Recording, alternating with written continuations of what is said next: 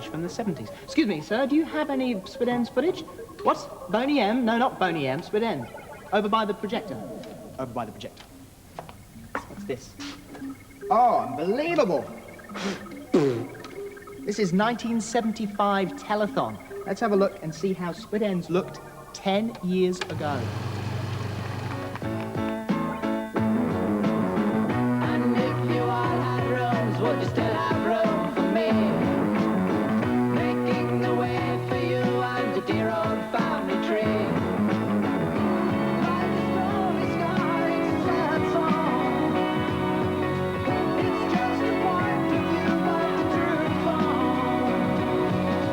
And if you all looked up, would you still look down on me? I'm just a country boy, can't you see that I'm still green? Raising finance for the day we meet. Gazing headlong down some empty street. Baby, she'll come along, treat me right at my feet. Oh, baby, please don't be long. I need all the help I can get. Baby, we'll get it on. Ooh la la. It's been a long, hard road for Split Enz, New Zealand's most successful and best-loved group. Over the past 12 years, there have been 10 albums and 21 singles with more than 2 million sales worldwide. Their youngest member is Neil Finn, who joined the band 7 years ago. Back in 1972, when Split Enz started, he was a 13-year-old at school. But looking back, what does Neil think of the early Split Enz videos? Well, it reminds me of being a teenager at Timaru College, sort of basically being a fan of the band when they first started off. It's quite remarkable when you see the old clips of how current they look. Because back in '75 or in that, when the majority of bands had their long hair and flares on, Split Enz actually looked, well, very different for then. But now it's sort of, it almost looks like something that could be coming out, well, could have come out in the last 2 years. So yeah, it's quite refreshing to see it. And you didn't join the band until about 5 years in, didn't you? No, it was '77. Yeah, the band had been going since '72, and up until '75, not in a professional sense. It was just like the days of the Bucketheads, when it was like spend 3 months rehearsing for one show, and like it was a super extravaganza in those days. They used to go to Piha and get barrel loads of sand and bring them back and cover the stage with sand, like things that you couldn't dream of doing now because of time. But it was fantastically exciting for me to go to Split Enz concerts in those days, because I was pretty young and I'd never, well, you know, from a small town, it was pretty amazing to witness. It was quite interesting to think that you would have actually gone to a Split Enz concert just as a person sitting there watching. I mean, what were your ambitions in moving into it? Well, at that stage, I didn't really envisage I'd be in Split Enz, because it seemed like the age difference between myself and Tim was too great for that to happen. And so I sort of thought I was determined to be a musician, but I wasn't sure how or when I would realise that goal. But yeah, even when it happened, it came as a surprise. But especially since I couldn't really play the guitar at that stage. I feel uneasy.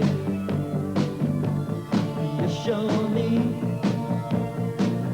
Tell me you're not teasing. I don't know why sometimes I get frightened. You can see my eyes, tell that I'm not lying. I don't know why sometimes I get frightened. You can see my eyes, you tell me you're not lying.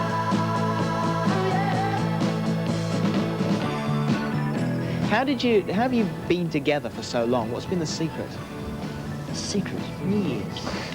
I'm not sure really, probably blind determination a lot of the times, and but the fact that we're all really good friends and able to spend a lot of time living in each other's pockets made a big difference. I think if there had been any personal problems, it would have ended a long time ago. So that's probably the largest single factor. Also because we believed that the music we were making the whole time was worthwhile and we were enjoying what we were doing.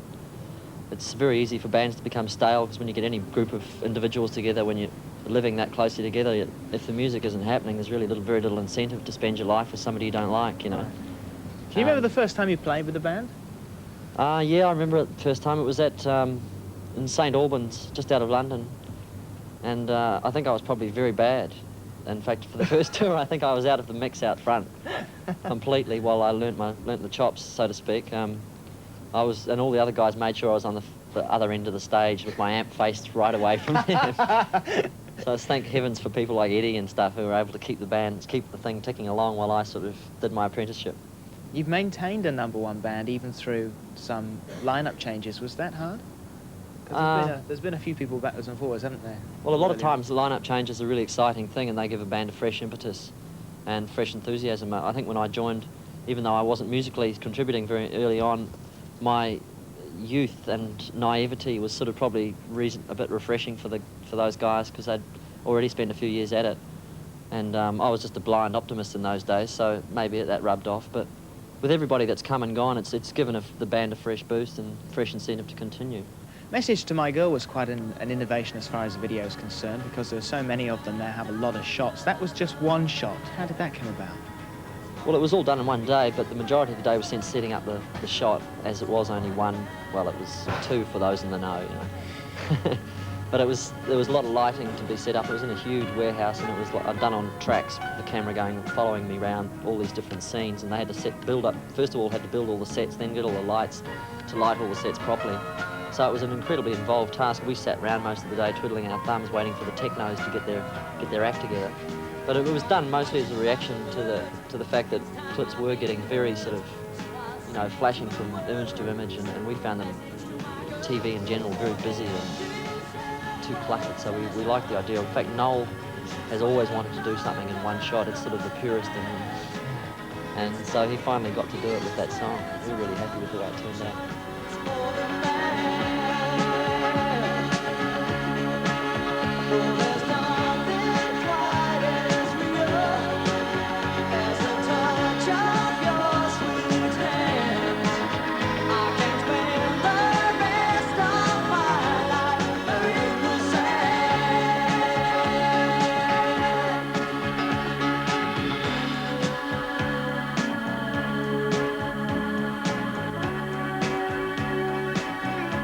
After watching Message to My Girl and something completely different from Split Enz, should we be sad or happy that you've decided to call it a day after all these years?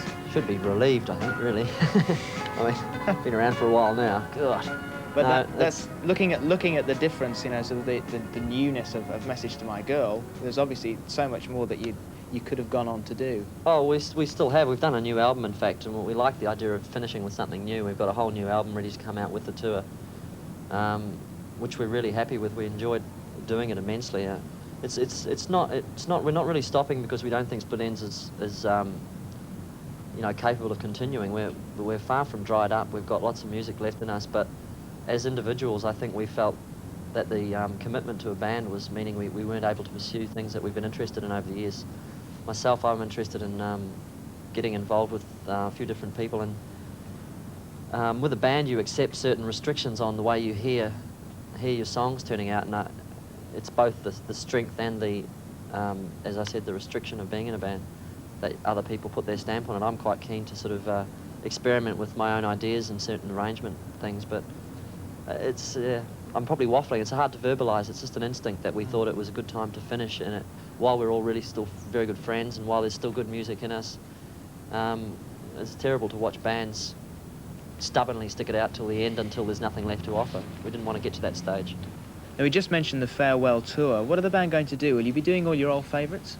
Well, it's unlikely we'll be playing very much stuff from the very early days, mostly because the lineup's changed so much. It wouldn't be easy for us to learn those old songs, and I don't think we'd be that motivated to do it at this stage.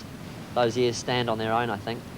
But we'll be covering as much ground as we can. We'll be doing a long show, I think, and trying to fit in as much of the old as we can manage. There'll be I suppose we'll probably have to play most of the hits, even though they're probably the ones we're the most sick of. Well, pass on our very best wishes to the rest of the band, and good luck in your respective careers. I'm sure it'll work incredibly well. Neil, thank you very much for talking to us, and like I said, the best of luck. Yeah, well, as the album says, see you around.